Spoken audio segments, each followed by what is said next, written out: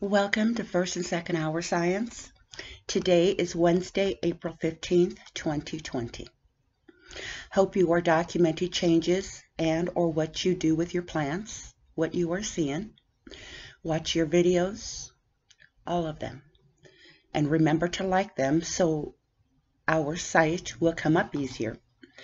I did forget to put your science notebooks and your journals in your packets. I will send them with your next packets. This is your journal. Keep journaling even during the summer. Decorate your pages to reflect your feelings. I miss you all. So today's lesson is Angiosperms 7.11.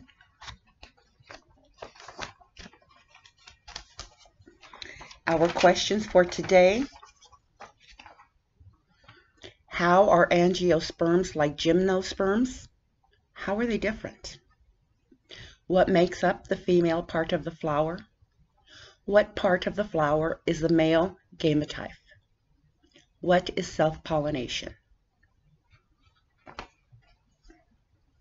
So how are angiosperms like gymnosperms?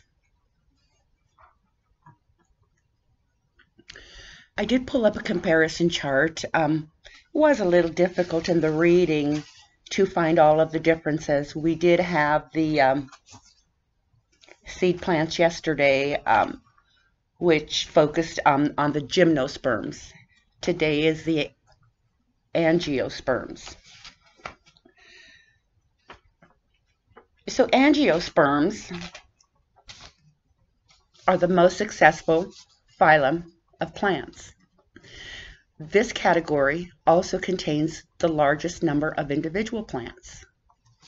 Angiosperms evolve the structure of the flower, so they are called the flowering plants. They live in a variety of different environments. A water lily, an oak tree, a barrel cactus, although different, are all angiosperms.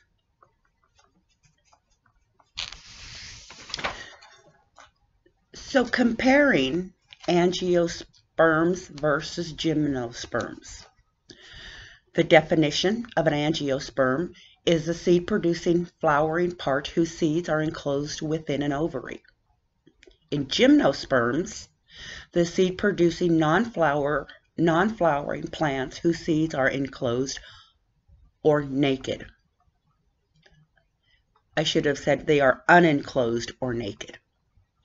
So the seeds, they're enclosed for angiosperms, they're enclosed inside an ovary, usually in a fruit.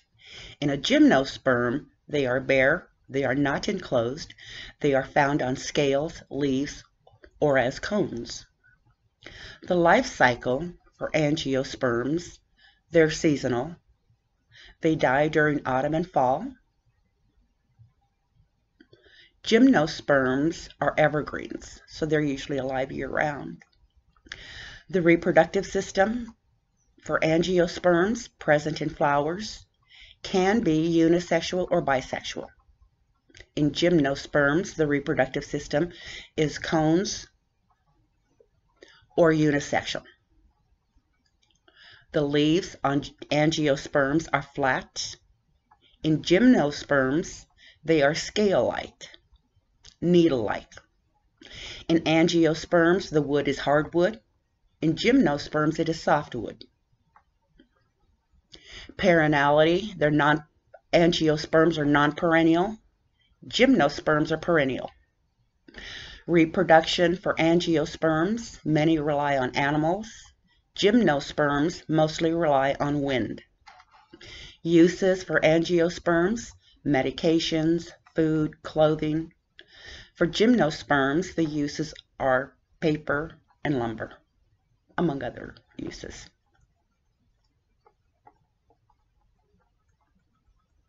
So examples of angiosperms and gymnosperms. Angiosperms are monocots like lilies, orchids, agaves, and grasses, and dicots like roses, peas, sunflower, oaks, and maples.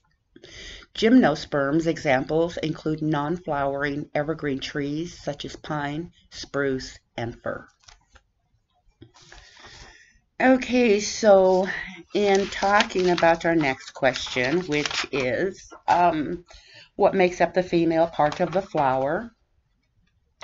The carpel is a female part of the flower. It includes a stigma, style, and ovary. At the very center of the flower is a carpel, which is divided into 3 parts. The sticky stigma, where the pollen lands, the tube of the style, and the large bottom part known as the ovary.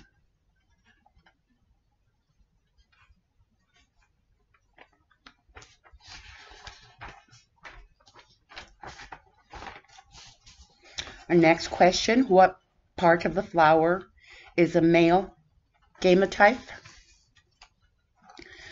The structure of the flower, all of the petals together are called a corolla. They are bright and colorful to attract a particular pollinator, an animal that carries pollen from one flower to another. Example of pollinators include birds and insects. Besides the petals, the next structure is a stamen, consisting of the stalk-like filament that holds up the anther or pollen sac. The pollen, which is found at the top of the stamen, is a male gametophyte.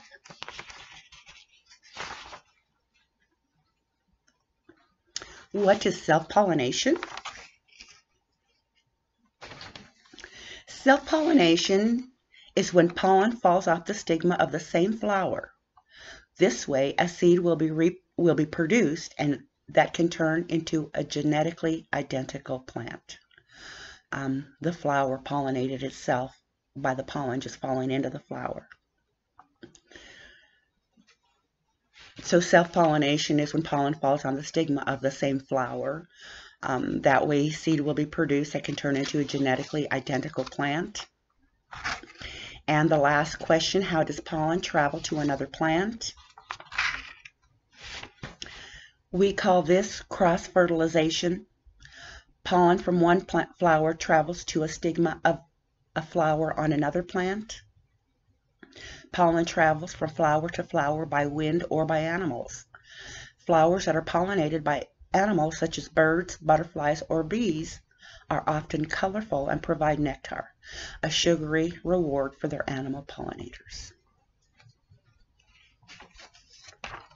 If you ever look at a flower seed or a flower right after they have bloomed and died, if you look at the base of the flower, once the flower dies and dries up, and remember this with your marigold plant. Once it blooms, the flower will last about a week, maybe longer. Once the flower dies, you can break off the part of the flower, and under all the petals is the ovary, where the ovals get fertilized and become seeds. When the flower dies, you can pull the ovary off and take out the seeds. Many flowering plants produce seeds. This way, many plants produce flowers as seeds, and many people harvest the seeds by, again, plucking off the ovary and taking the seeds out, letting them dry, and saving them. They harvest them to plant the next year. Keep that in mind with your marigold. Don't forget to water it. Have a great day. That concludes our lesson for today.